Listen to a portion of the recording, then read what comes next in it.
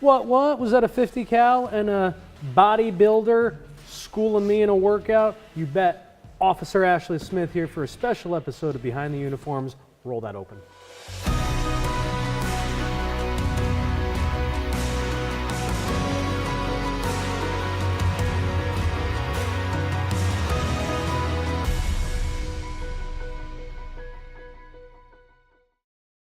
Oh, I want to do something different for my Behind the Uniform, she said. And so I'd like to introduce you to Officer Ashley Smith, who instead of bringing whiskey for the whiskey wall, brought me protein powder. I think she's trying to give me a message, and some steel pump. What are these, like shameless plugs for one of your clients? What do we have going on here? This stuff will change your life, first of all. Watermelon so lemonade, that's why I brought it for you, because you said that you wanted to make some gains at the gym. This stuff will change your life. Continue, sorry. Yeah, so this will change your life at the gym. This apparently will change my life in my free time. You know, I'm a really big believer that whiskey makes you a better person. Here at the whiskey wall. And so you just saw a little footage, right, of us going at it at the gym. I guess we should start with, first of all, cheers. Salud. Cheers. To you. Where are you from? What do you do? What were we doing? Background, context? This smells America? actually really good. America. It's delightful. I am from New York. I am a police officer there. I've been there for 11 years. And I bodybuild on the side and toy a little bit with social media. Just a little bit, though. A little bit, just a little bit. Yeah. Only like 114,000 followers on Instagram. Like 115, but yeah, who's counting? Sorry, my bad. My apologies on that. Well, why don't we dive in right there? Well, first, let's start with law enforcement. From what I understand, I did a little bit of research on you, and you are a pretty smart lady. So graduated high school in 3 years? Yes. Graduated college in 3 years with your bachelor's? I did. And then you went on to a life of service. Talk to me about the why.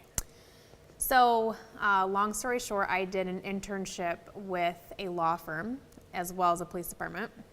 I fast-tracked to the part of the internship where you could meet with the judge and watch what they did. And I was like, that's the job I want to do. I want to become a judge. Really? How do you get to become a judge? You have to become a lawyer. You have to work your way through. And I'm like, I don't want to do the lawyer thing. It was boring. You have to sell your soul. Well, I don't have a soul to sell, but the lawyer internship was boring. Got right into the police one, and that was it. I was sold because of the constant different day to day, the adrenaline dump, the talking to new people, meeting new people, going lights and sirens super fast at things, which is completely overrated now, 11 years down the road. I was just it. That was it. I was hired at 20 years old in the police academy. How was it going into an industry that is largely dominated by males, but going in so aggressively? I mean, having such a great background from a speeding through the education process, and then turning around. I mean, you could have been a high-powered attorney. You could have been a judge, but instead you chose a servant's role, really. Yeah, I mean, I probably kick myself now for not doing the lawyer thing, because I probably would be like the youngest judge right now. I'd probably be making double my pay. And you'd be bringing me tubs of protein powder and not free sample pack. Or no, I'd still be bringing you sample packs. I'd keep the full tubs. But so yeah, it was in the academy, I really blossomed. It was my first full-time job. It was the first time I had ever was yelled at and basically told no. So that didn't go very well in the beginning. I got a couple demerits, and then I really got in line, and I was like, okay, Ashley, like this is for real. This is legit. I got hired with a police department at the time that didn't have a chief, and the administration hired.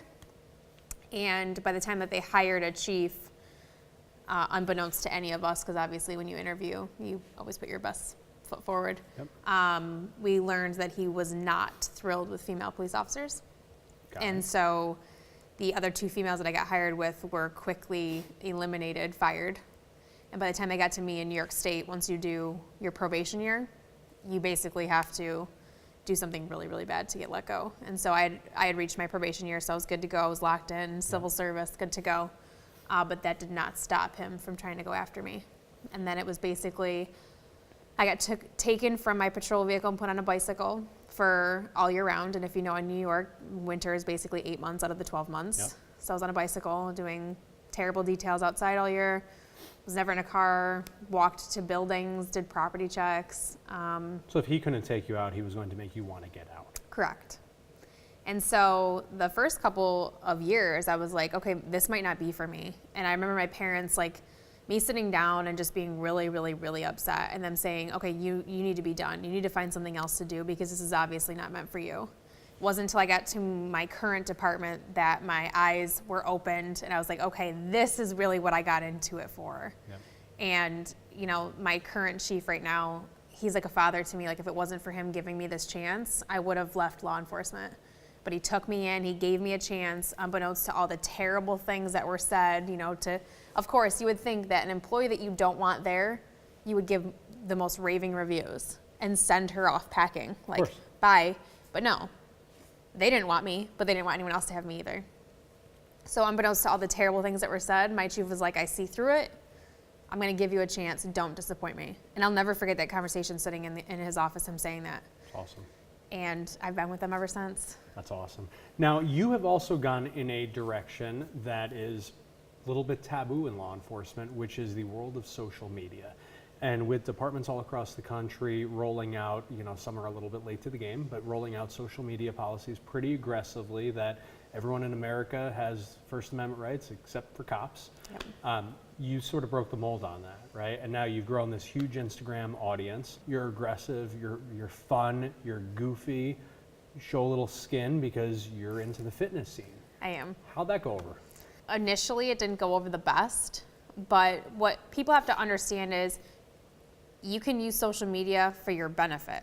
And the benefit of that is turning that person into basically, you know, a cannon to release a lot of information, to show humanizing the badge. You're going to hear that a ton nowadays. We're trying to humanize the badge. And what that means is to show people that we are humans. Like, just because we wear a uniform, just because we wear a vest, doesn't mean that we're not a human being underneath all of that. We make mistakes. We do the same thing that, you know, the male person does in their personal time. You know, we're just normal everyday people. This is just the career we chose to do. That's what you can turn these pages into, is funneling information out there and, you know, building a bridge between your department and the public that you serve. Keyword is you serve that public. Yeah. I can't tell you how many awesome friendships I have made or helped people with different things just from social media, because they've seen me at the grocery store and been like, oh my gosh, you're that police officer from Instagram. I love to meet you. This is so awesome. And it's humbling for me. Sure. Because again, I've only been on social media for 2 years. So I still forget, you know, people recognize me and I'm like, why do you guys even like me? I'm like, what have I done? So my page, yes, I push the limits. I'll be the first to admit it. But my page is very unique, and I think that's probably why a lot of people follow me. Yep. Because I'm authentic and I'm always myself all the time, and I'm unapologetically myself. You know, you talk about using social media to bridge the gap with community. You sort of sound like a public information officer a little bit, like a couple of the PIOs who I've had on the show. Does that sound familiar? I am a PIO. I'm a different PIO, Okay. clearly, as I have a really good relationship with the news casters, and we work very well together to get that information out, to get the truth out, so that there is no, you know, backstories or false information that is out there. They know they can trust me, I can trust them. But I've actually been a PIO for probably 7 years now, which is way longer than I was ever on social media. I mean, that's 5 years I've been difference between the two. So That's crazy. yeah. So let's talk a little bit about the world of fitness. How, why, and what's next?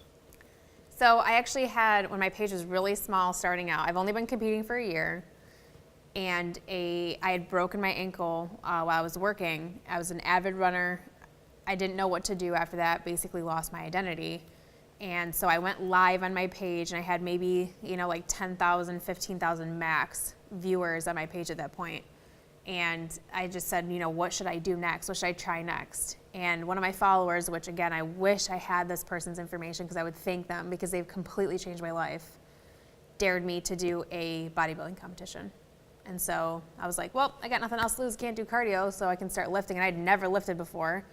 I'll tell you, probably the first 6 months I was lifting, I wasn't lifting correctly because I didn't ask anyone for help. You know, stubborn people, we don't ask for Yep. help. We just watch a video and we're like, oh, I can do that. So that's what I did. And now I'm an OCB pro and I'm nationally qualified for NPC, and my plan is to become an IFBB pro. And you're schooling me on my poor form at the end of that deadlifting today. Yeah. So what's next? The possibilities are endless. I'm going to ride this wave, and I'm going to try to see how far I can take it in as many, branches as I can go. Like I said, my page and who I am is very unique, as in I tap into like everything I can. Yep. They just opened a parkour facility in my jurisdiction, and I drove by, and my mind is so like always going. The first thing I thought of was the amount of videos I can make No doubt. inside that place. So now my friend is calling it like a midlife crisis, because I'm gonna go try to do parkour. I'm probably gonna break something, but the videos are gonna be epic I when think I it's go more there. like a quarter life crisis for you. Yeah, so I'm only Right. 31. I plan to live until 116. That's my number. I said, well, you keep up this fitness thing. Yeah, and, I'll be wearing the sweatband. I'll still be jazzercising at that you just age. Stop running because you break ankles and stuff. Yeah. Running after bad guys. Yeah. Shameless plug time. Go. Where can people follow you? You can follow me on social media, on Instagram at Officer Ashley Smith, on Facebook at Officer Ashley Smith, Snapchat and Twitter as OFC Ashley Smith. I have a feeling you guys are going to be seeing a lot more of this woman on law enforcement today. So stay tuned, give her a follow. Shout out to my boys, Brothers Before Others, who hooked it up with the hoodie. Great organization. The reason I wanted to give them a plug today is because we are just a couple of weeks into the new year, and we are already experiencing far too many line of duty deaths. These guys make sure to send flowers for every single officer killed in the line of duty. A lot of great organizations out there, a lot of great people out there doing great things. So with all of the negativity that we see on social media, in the mainstream media, I think it's really important to recognize the women and men who serve and protect our communities and our country, and the organizations who stand behind them and support them. So thank you for hitting the damn share button on this video. God bless America.